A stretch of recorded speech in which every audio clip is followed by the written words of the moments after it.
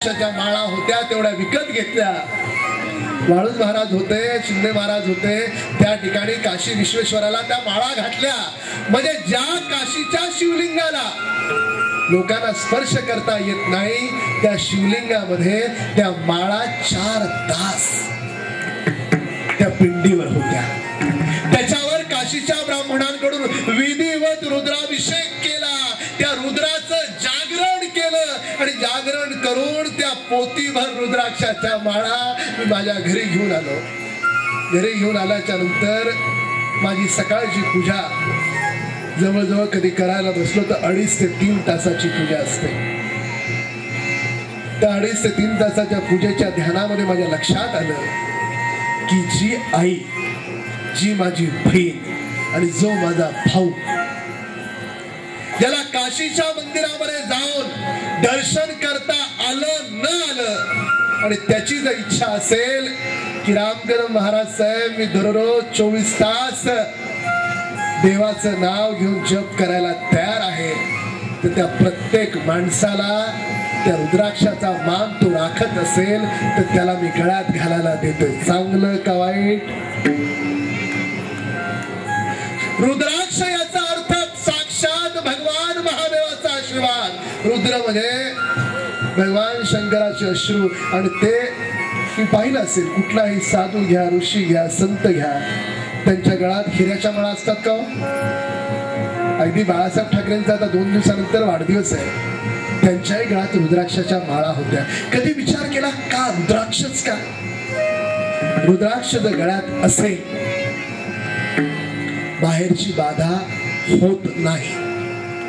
रुद्राक्ष गळ्यात असेल तर साक्षात महादेवाचा आशीर्वाद आहे अशी मान्यता आहे. आणि तो सुद्धा काशीच्या पिंडीवरचा रुद्राक्ष असेल तर तो माणूस स्वतःला नशीबवान समजू शकतो. एवढी मोठी महती त्या रुद्राक्षाची. आणि असे जवळजवळ 5000 रुद्राक्ष माझ्या घरी आहे. माझी भावना याच्या पाठीमागे काही नाही. मी कधीच कुठे गेल्यावर राजकारणावर बोलत नाही. माझी भावना एवढीच आहे, मला चित्रगुप्ताला एवढं माझ्या अकाउंटवर पुण्य लिहायला लावायचंय की जेव्हा माझी देखील परमेश्वरा घरी जायची वेळ येईल, चित्रगुप्त विचारेल तुझं एवढं पुण्य कुणाला देऊ? मी छाती मोठी करून सांगेन की हे सगळं पुण्य माझ्या आईला आणि वडिलांना दे. लोक एका आईला आणि एका वडिलांना काशीला नेत नाहीत. हा तुमचा राम ते 51,000 आई वडिलांना काशीला घेऊन निघालाय. हा तुमचा राम हजारो लोकांना शिर्डीला घेऊन निघालाय. तुमचा राम 500 पेक्षा जास्त म्हाताऱ्या आई वडिलांना दर महिन्याचं अन्नधान्य देतोय. याही गर्दीत कुठली म्हातारी आई असेल, त्याचा करंटा मुलगा तिला खाऊ घालत नसेल, घाबरायचं नाही. जोपर्यंत हा राम जिवंत आहे तोपर्यंत त्या आईला दर महिन्याचं अन्नधान्य हा रामकदम स्वतःच्या घरून देईल. कुणी असेल, कुणी यावं माझ्या घरी, मला आवड आहे त्याची. आणि अन्नदान इतकं मोठं पुण्य नाही. आता मी मागच्या 15 दिवसापासून लोकांच्या घरी मयत झाल्यावर शास्त्रीजी मी जेवणाचा डबा पाठवतो. जेवणाचा डबा गेल्याच्या नंतर त्या घरातले ठाय भोकलून रडतात. आणि त्यांचं रडणं पाहिल्याच्या नंतर आपल्यालाही दुःख होतं, पण त्या दुःखात एक आनंद हा असतो. दुसऱ्यांच्या हसण्यात सगळेच हसतात. दुसऱ्यांच्या दुःखात जो रडतो त्याचं परमेश्वर पहिल्यांदा ऐकतो. मी एवढ्या हजारो लोकांच्या दुःखात दररोज माझ्या घरून 400 ते 500 लोकांचा जेवणाचा डबा जातोय. त्याचं जे काही मला पुण्य मिळत असेल ते सगळं पुण्य आज या ठिकाणी माझं जेवढं कीर्तन ऐकतायत त्या सगळ्या कीर्तन ऐकणाऱ्या लोकांसाठी पुण्य खर्ची पडावं. आणि त्या पुण्याच्या माध्यमातून चित्रगुप्तानं प्रत्येकाच्या अकाउंटवर, प्रत्येकाच्या पुस्तकावर थोडं थोडं पुण्य लिहावं. जेवढ्या आई मला ऐकतात, जेवढ्या बहिणी मला ऐकतात, त्यांच्या आयुष्यातलं आजपासून दुःख संपावं अशी मी प्रार्थना करतो. एक 2-3 गोष्टी सांगतो, तुम्ही करणार असाल तर. दररोज आता घरी गेल्याच्या नंतर उद्या सकाळी एक नारळ घ्या. त्या नारळाची शेंडी देवाकडे ठेवा. त्या शेंडीवर एक कापूर ठेवायचा. दररोज सकाळ आणि संध्याकाळी तो कापूर पेटवायचा आपल्या अध्यात्मात त्याला म्हणतात कर्पूर होम. कुठला होम म्हणतात? कुठला होम? कर्पूर होम. काय नुकसान आहे का? नारळ फुटला पाण्यात सोडून टाकायचा, नाही फुटला दर अमावस्येला आणि पौर्णिमेला तो नारळ बदलायचा. काही नुकसान नाही. एवढं दररोज कराल सकाळ संध्याकाळ. तो कापूर पेटवला की सगळ्यात पहिल्यांदा आठवण काढायची आपल्या कुलदेवीची. बऱ्याच लोकांना माहित नसेल तर आई वडिलांना विचारा. मग कुलदेवाची, मग ग्रामदेवतेची, गणेशाची, अशा सगळ्या देवांचं नाव घ्यायचं आणि साक्षात त्या परमेश्वराला म्हणायचं, हे परमेश्वरा मी सगळ्यांची आठवण केले, आज माझ्या घरात मी कर्पूर होम केलाय, मान्य करून घे. मी घराच्या बाहेर पडतोय, माझ्या प्रत्येक पावलावर यश दे. काही नुकसान? या जेवढ्या मला माझ्या बहिणी आणि माझ्या आई मला ऐकतायत, दर अमावस्येला आणि पौर्णिमेला गाईचं गोमूत्र घ्या आणि जर तुम्हाला कोणाला मिळालं नाही, माझ्या घरी आलात, तुम्ही माझ्या घरी काही बाटल्या भरून ठेवणार आहे, मी देखील तुम्हाला देईन. ते गोमूत्र आणि हळद घेऊन घराच्या उंबरठ्यावर त्याचा एक पट्टा ओढा पौर्णिमेला आणि अमावस्येला, आणि त्याच्या बाहेर 2 तुपाचे छोटे दिवे लावा. काही नुकसान? तुम्ही एवढ्या छोट्याशा 2 गोष्टी करा. 3 महिन्याच्या नंतर मला येऊन सांगाल, राम कदम साहेब कॉलर टाईट. हळूहळू आमची सुद्धा आता संत तुकारामासारखी उन्नती व्हायला लागली. काही नुकसान आहे 2 गोष्टी करण्यात? आणि बसच्या रांगेत उभे आहे, विचार करता, इकडे बघताय इकडे बघताय, काय फायदा आहे त्यांनी? तोंडातल्या मनातल्या मनात गणपती आवडत असेल, ओम गणेशाय म्हणा. साईबाबा आवडत असेल, ओम साईनाथाय नमः. देवी आवडत असेल, ओम कुलदेवताभ्यो नमः म्हणा. आणि जर मंत्र येत नसेल तर माझ्या घरी कधी या, मी तुम्हाला कुठला मंत्र जपायचा, कसा जपायचा हे मी तुम्हाला समजून सांगेन. पण 24 तास अगदी फक्त शौचाला जाताना सोडून अखंडपणे त्या देवाचं नाव तुमच्या मुखात 6 महिने ठेवा. माझा काही स्वार्थ नाही, मनापासून ऐका. 6 महिने 24 तास देवाचं नाव ठेवा. कुणाला रुद्राक्ष घालण्याची इच्छा असेल तर जरूर माझ्याकडून घ्या. 6 महिने मुखात जर देवाचं नाव राहिलं तर तुम्ही 6 महिन्याच्या नंतर भेटून मला सांगाल की राम कदम साहेब आमच्या आयुष्यात फार मोठी क्रांती झाली. कारण जप तुमचा होईल 24 तास. दिवसभरात जवळजवळ 15,000 जप होतो, 10 दिवसात 1.5 लाख होतो, एका महिन्यात 4.5 लाख होतो, आणि 6 महिन्यामध्ये तो जवळजवळ 30 लाख होतो. आणि 30 लाख जप ज्यावेळेस होतो त्या ऋषी महात्मा आहे त्याच्या इतकी मोठी ताकद आपल्यामध्ये येते. दुःख आलं जाणवत नाही, संकट आली कळत नाही. मग एवढं सोपं असेल, बसच्या रांगेत, भाजीला गेलो, मुलाला सोडायला गेलो, घ्यायला गेलो, झोपायला गेलो, स्वयंपाक करताना सुद्धा पांडुरंग पांडुरंग पांडुरंग करून करा. स्वयंपाकाला चव येईल. ते तुमचं जेवण राहणार नाही. जेव्हा नवऱ्याला प्रेमानं करून वाढाल तर तो प्रसाद होईल. खरं का खोटं? अतिशय छोटी गोष्ट आहे. आणि एवढं जर 24 तास तुम्ही देवाचं नाव आळवत गेलात तर जप याचा अर्थ ज म्हणजे जकारो जन्मविच्छेदा, प म्हणजे पकारो पापनाशना. जन्मापासून मृत्यूपर्यंत पापाचं नाश करण्याचं ठिकाण जर काही असेल तर मुखामध्ये 24 तास जप. आणि हे जे सांगितलं मी आज्ञाचक्र, ज्याला आपण म्हटलं अस्यमुखम ब्राह्मणा, तर दररोज न चुकता देवाच्या पुढे उभं राहून 10 मिनिटं इथे लक्ष केंद्रित करा. आणि तुम्हाला जे मागायचंय, आज जसं भरभरून मागितलं, तुमच्या शरीराला झणझण्या आल्या, तशा पद्धतीने 1 2 3 5 6 असा श्वासोश्वास कमीत कमी 10 मिनिटं करा. आणि 10 मिनिटं करताना या ठिकाणी लक्ष द्या.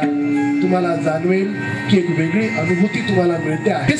ज्या बायका पाळत असतील त्यांनी समजायचं की तुमच्यावर परमेश्वराचा विशेष आशीर्वाद आहे.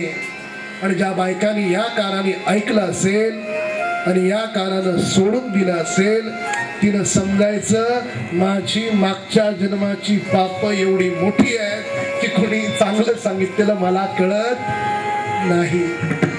एक सुंदर म्हण आहे की पुरुषांना या कानातून सांगितलं की पुरुषांच्या या कानातून बाहेर पडतं, पण बायकांना या कानातून सांगितलं कुठं बाहेर पडतं. त्यांना सांगायचं हे कोणाला सांगू नकोस, ते बरोबर तेच आधी सांगतात. पुन्हा एकदा ही आजची जी माझी सगळी कीर्तन रूपी सेवा आहे, ही कीर्तन रूपी सेवा आपल्या विभागामध्ये सद्गुरू सीताराम शेडगे बाबा राहतात, खूप चांगलं काम करतात. मला खूप अभिमान आहे. मी त्यांना माझ्या वडिलांच्या रूपात बघतो. मला असं वाटतं कधी कधी शेडगे बाबांचे माझ्या मागच्या जन्मीचे काहीतरी नाते असतील, एकदा कुंडली चेक करून बघायची. शेडगे बाबा आणि दादा महाराज मोरे माऊली जे माझ्यावर प्रचंड प्रेम करतात आणि उद्या त्यांचं या ठिकाणी कीर्तन आहे. या दोघांना सुद्धा प्रचंड निरोगी दीर्घायुष्य मिळावं आणि त्यांच्या हातून या राष्ट्रामध्ये अनेक लाखो लोकांची सेवा घडावी, याच्यासाठी माझ्या कीर्तन सेवेचं सगळं पुण्य मी या दोघांना मिळावं अशी ईश्वरचरणी प्रार्थना करतो आणि आजच्या या कीर्तन सेवेत विराम देतो. ज्ञानेश्वर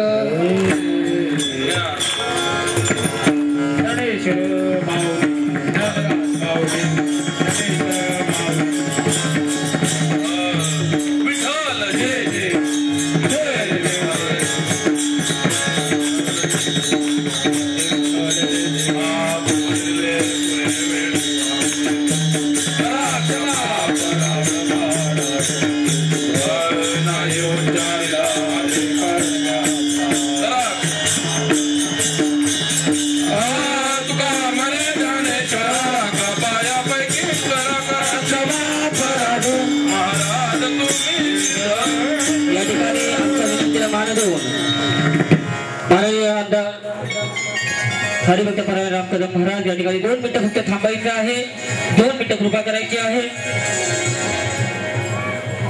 साहेबांच्या विषयी म्हणायचं म्हटलं तर कालचेच वक्ते हरिभक्त परायण लक्ष्मण महाराज पाटील यांनी कालच या ठिकाणी सांगितलेलं आहे की महाराष्ट्राच्या विधानसभेमध्ये एवढ्या आमदारांमध्ये फक्त असा एकमेव आमदार आहे की ज्यांनी वारकरी संप्रदायाची पताका मनापासून आपल्या खांद्यावरती घेतलेला आहे आणि स्वाभिमान वाटतो की ते आमदार आमच्या घाटकोपर पश्चिम विधानसभा क्षेत्राचे आहेत. म्हणून एकदा जोरदार टाळ्या होऊ द्या. खरं तर साहेबांचं कीर्तन ठेवण्यामागे एक आमचा हेतू असा असतो, साहेब जे कार्य करत असतात या विभागासाठी त्या लोकांना कृतज्ञता व्यक्त करावं म्हणून या ठिकाणी साहेबांना आपण आमंत्रित करत असतो. आपल्या विभागामध्ये लक्ष्मण बुडेकर जे माझे मामा आहेत त्यांचं या ठिकाणी 1.5 लाखाचं ऑपरेशन साहेबांनी मोफत करून दिलं. मी त्यांना विनंती करतो तेही सुद्धा या ठिकाणी साहेबांचा आभार व्यक्त करायला येत आहेत. त्याचप्रमाणे विजय उतेकर यांनी काशीसाठी साहेबांनी नेल्याबद्दल त्यांना त्या ठिकाणी सत्कार करत आहोत. विजय उतेकर. त्याचप्रमाणे आपले तुळशीराम हे सुद्धा या ठिकाणी देतील. 1-2 मिनिटं. एक महत्वाचं असं आहे, फक्त 2 मिनिटं साहेबांचा सत्कार होतोय.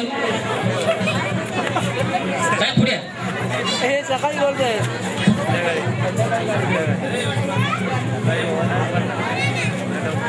पुंडलिका वर्ग हरिविठ्ठल श्री ज्ञानदेव तुकाराम पंढरीनाथ भगवान की जय. धन्यवाद. त्याचप्रमाणे या ठिकाणी सन्माननीय श्री चंद्रकांत मालकर साहेब सुद्धा या ठिकाणी उपस्थित झालेले आहे. मुलाचं सहकार्य त्यांचा आम्हाला सदैव असतं. त्यांचा सुद्धा छोटासा सत्कार आम्ही या ठिकाणी करणार आहोत.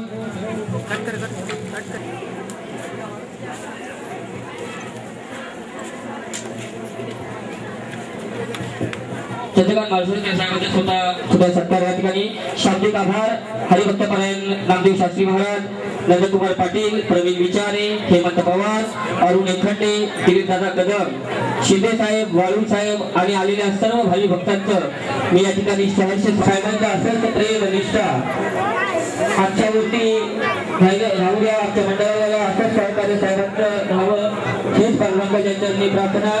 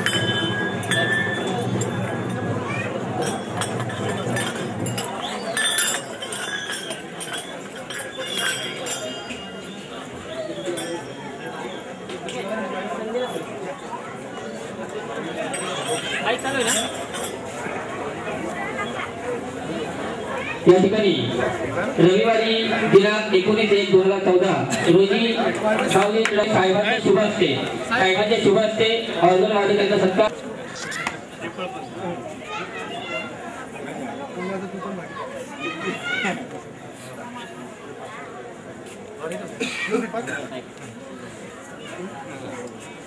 आता महाराज